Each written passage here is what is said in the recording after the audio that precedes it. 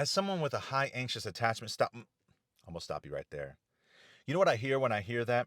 Hey, I've got a flat tire. Cool. Great diagnosis. Now let's go get it fixed.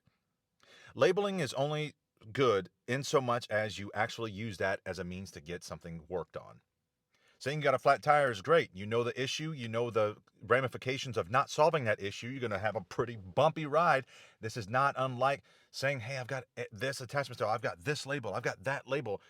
You don't you don't go around seeking things to adopt to your flat tire. You go fix the flat tire. That's how you get on cruise control and cruise through on the highway. That's how you ride safely and comfortably.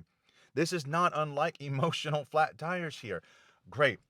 That's really good that you know you have an attachment style of anxiety and avoidance and all that stuff. Fantastic. Now let's go work on this. I'm not shitting on labels. Labels are extremely important. The labels saved my freaking emotional and spiritual life. I'll never forget. I was freaking crying reading this article after a breakup that broke me. I was reading this article about rejection sensitive dysphoria. It was the first time that I was able to put a name on something that has been ailing me for freaking ever. And that was my narratives behind my perceived injustices and perceived rejections. It was all crafted from the little childhood me that never got that assurity and only knew abandonment.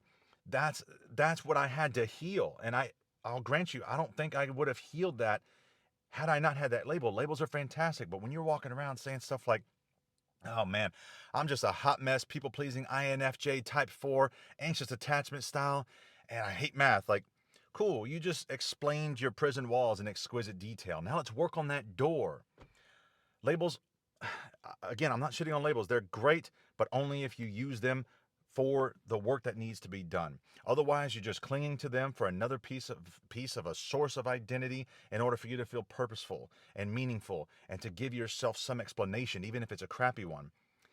But I got news for you, buddy. You you've always had purpose. You've always had meaning. It's been in you since day one. Now let's get that flat tire fixed, baby, and let's get back on the road on cruise control and just get a more smooth ride. Don't you want to end all that bumpiness?